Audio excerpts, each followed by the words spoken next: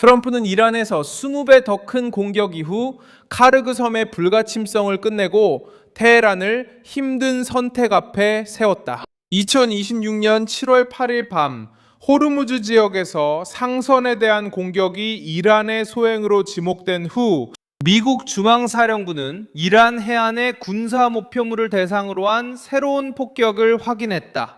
도널드 트럼프는 강경한 입장을 보이며 이란이 공격할 때마다 미국은 20배 더 강하게 대응할 것이라고 밝혔다.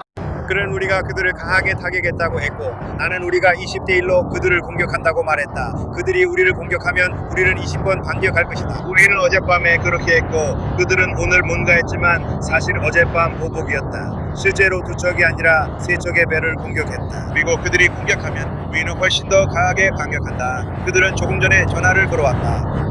그들은 정말로 협상을 하고 싶어한다. 나는 그들이 협상할 자격이 있는지 잘 모르겠다. 그들이 합의를 지킬지 모르겠다. 그게 문제다. 유명한 이란의 카르드 섬이 이 압박의 중심에 섰다. 왜냐하면 그곳이 이란 석유 수출의 핵심이기 때문이다. 테헤란 체제를 지탱하는 자금의 대부분이 바로 그곳을 통해 들어온다. 트럼프는 단지 선박이나 레이더, 해안 기지들만을 겨냥하는 것이 아니다. 그는 자금의 흐름, 수입, 그리고 정권의 안전하다는 느낌 자체를 겨냥하고 있다. 이제 질문은 이란이 또 다른 서류에 서명할지 여부만이 아니다. 진짜 질문은 이란이 그것을 지킬 것인가이다. 정권의 안전한 피난처로서 카르그에 남은 것은 무엇인가? 테헤란이 호르무즈 해협을 도발한 후에 왜 협상을 언급하는 걸까? 트럼프는 이란이 서명한 것을 어떻게 지키도록 강요할 생각일까? 지금부터 그 모든 이야기를 해줄게. 이런 직설적이고 군더더기 없는 컨텐츠를 좋아하신다면 구독을 고려해보세요. 여기서는 매일 이런 영상을 올립니다. 미국 군대는 7월 7일과 8일 사이에 이란의 군사 목표물을 공격했으며 공식적으로는 이란이 상업 선박과 사이버 승무원을 위협하는 능력을 줄이는 데 초점을 맞췄다고 밝혔습니다. 많은 공격이 호르무즈 지역에서 이루어졌습니다. 중앙사령부는 이란 해안선을 따라 방공 시스템, 해안 감시 시설, 미사일 및 드론 저장소, 해군 전력, 군사 물류 인프라 등이 타격을 받았다고 밝혔습니다. 이전 공격에서 미국은 이미 80여 개의 군사 목표물을 타격했으며 여기에는 혁명수비대의 소형 선박 60척 이상이 포함되어 있었습니다. 워싱턴의 명분은 명확했습니다. 이란은 중요한 국제 항로를 항해하던 세 척의 상선을 공격함으로써 휴전 합의를 위반했습니다. 도널드 트럼프는 앙카라에서 열린 나토 정상회의에서 연설하며 이란과의 초기 합의가 종료되었다고 밝혔습니다. 그는 추가 조치가 있을 것이라고 경고했고 테헤란이 결코 핵무기를 가질 수 없다고 거듭 강조했습니다. 분위기는 최대한의 압박이었습니다. 그에 따르면 이란은 합의를 맺고 싶다며 직전에 연락을 해왔지만 핵심적인 의무는 여전히 남아 있었습니다. 그 정권이 서명한 것을 지킬지 아니면 단지 시간을 벌기 위해 서류를 이용할지 의문이었습니다. 바로 여기서 카르그가 핵심 역할을 하게 됩니다. 카르그 섬은 페르시아만에 위치해 있으며 이란의 주요 원유 수출 터미널로 기능하고 있습니다. 전문가들은 이 섬이 이란 원유 수출의 약 90%를 담당한다고 지적합니다. 그래서 위협이 존재하는 것입니다. 카르그에 대한 위협은 일반적인 위협보다 더 큰 의미를 가집니다. 이것은 작업을 끝내는 것의 일부입니다. 그러니까 이것은 일을 마무리하는 것입니다. 대통령은 일을 끝내고 싶어하며 현재 그들의 에너지 인프라 전반을 공격하고 있습니다. 이것은 기본적으로 이란의 생산 능력을 붕괴시키는 것에 관한 것입니다. 그래서 어제 우리가 방송 중일 때 그들이 카르그를 공격한 것입니다. 그들이 그렇게 했다는 점을 기억하세요. 저는 카르그에 추가 공격이 있을 것 같다고 생각합니다. 그리고 이것이 바로 트럼프가 실제로 석유 운송 자체를 겨냥하고 있는 이유이기도 합니다. 단순히 해안을 봉쇄하는 것뿐만 아니라 분명히 1대1로 철도도 겨냥하고 있습니다. 그 철도는 실제로 이란의 에너지 생산을 유지시켜 주었습니다.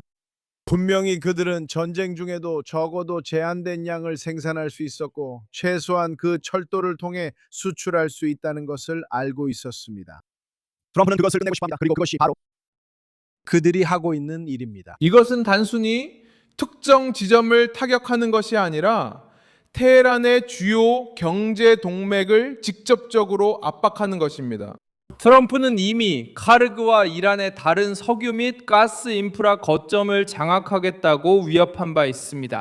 이제 해안에서 새로운 공격이 이어지고 호르무즈 해협의 위기가 다시 전쟁의 중심으로 떠오르고 있습니다. 이 위협은 이제 선거 유세형 발언으로만 보이지 않습니다. 이란이 민간 선박을 협박의 수단으로 사용하려 한다면 미국은 그 정권의 자금과 움직임을 제공하는 수단들을 공격할 것입니다. 경제적 타격도 함께 왔습니다. 백악관은 몇 주 전에 체결된 양해각서에 따라 이란이 석유를 판매할 수 있도록 허용했던 임시 면제를 철회했습니다. 이 조치는 테헤란의 또 다른 민감한 부분을 건드립니다. 왜냐하면 많은 기업들이 이란과 거래하고 싶어 할 수도 있기 때문입니다. 하지만 미국의 제재, 금융 차단, 처벌의 위험을 보게 되면 물러섭니다. 폭격은 몇 시간 동안만 두려움을 줍니다. 제재는 훨씬 더 오랜 시간 동안 거래, 은행, 선박, 구매자, 계약을 모두 막아버립니다.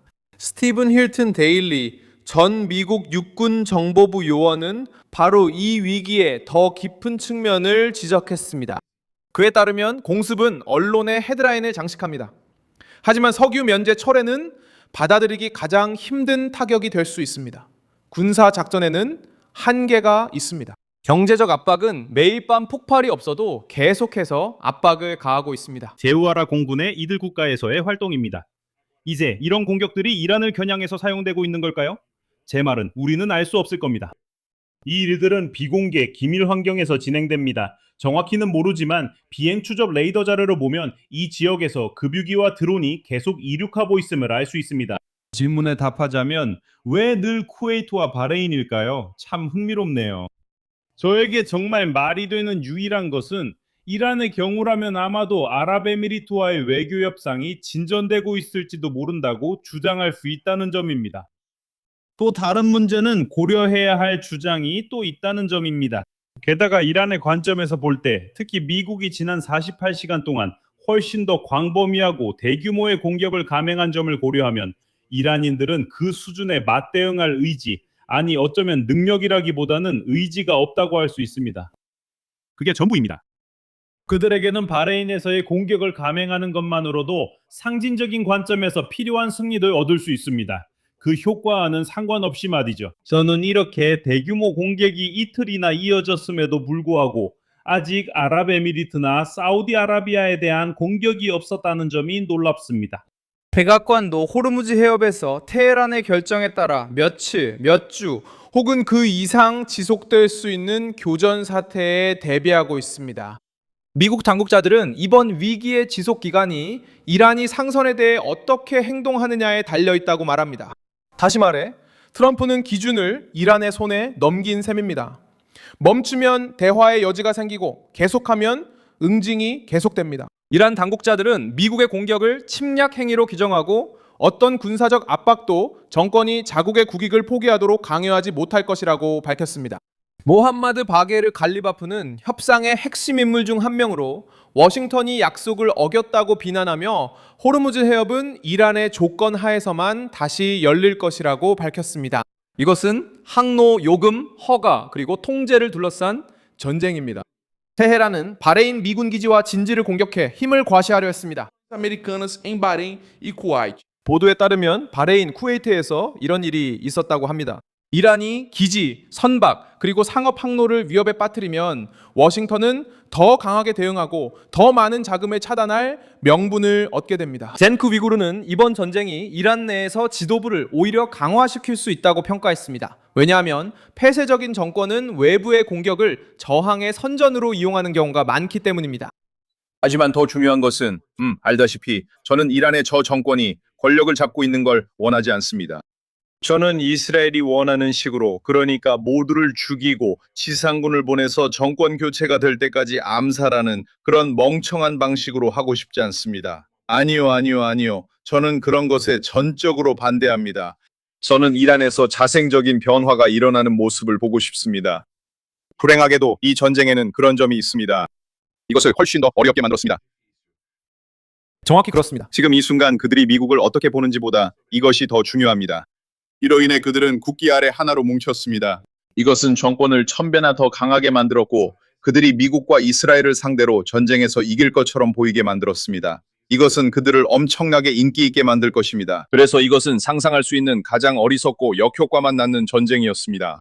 이 경고는 미국의 대응의 무게를 덜어주지는 않지만 실제 함정을 보여줍니다. 정권이 외부의 압력을 생존 담론으로 바꿀 때 그들은 자신의 실수를 국기 뒤에 숨기려고 합니다. 그래서 도널드 트럼프는 두 가지 전선을 결합하려고 합니다. 즉각적인 비용을 부과하기 위한 군사력과 정권의 숨통을 조이기 위한 경제적 압박입니다. 브랜든 웨이커트도 이번 공격을 이란의 에너지 부문을 겨냥한 더 큰 전략의 일부로 해석했습니다. 그의 평가에 따르면 카르드는 상징적인 시작에 불과했으며 목표는 이란의 에너지 공급망을 여러 단계로 타격하는 것입니다. 해안, 수출, 운송, 철도, 그리고 구매자까지 말이죠. 왜냐하면 제 생각에는 보세요. 그가 어떻게 이런 상황에 이르렀는지조차 모르는 것 같고 실제로 전혀 이해하지 못하는 것처럼 보이는데 이런 상황에서 그가 앞으로 나아갈 길을 마련할 수 있을 거라고 상상하는 건 정말 놀라운 일입니다. 이런 길은 가장 벗어나기 힘든 길입니다. 알다시피 이건 아마 전에 너에게 말한 적이 있을 거야. 하지만 허먼 칸 60년대 핵전쟁의 위대한 이론가였던 그는 이런 걸 이렇게 표현했어. 무분별한 오르가즘. 기본적으로 한번 시작하면 모든 게 그냥 계속되고 완전히 소모될 때까지 멈출 수가 없어. 그리고 알다시피 이건 훈련된 외교 전문가들이 통제하는 게 아니야. 이 모든 게 사실상 전문성을 경멸하는 아마추어들 손에 달려 있어. 그러니까 이건 미국이 있어야 할 좋은 위치가 아니야. 그래서 내 생각에 그의 이론은 긴장을 고조시켜서 완화시키려는 거야. 해석은 간단해. 정권이 석유를 팔거나 운송하거나 돈을 받을 수 없다면 생산량이 줄지 않아. 이란과 중국을 잇는 회랑과 관련된 철도 연결에 대한 피해 보고도 이런 논리에 들어맞아. 바이커트의 해석은 워싱턴이 항구 너머까지 보고 있다는 거야.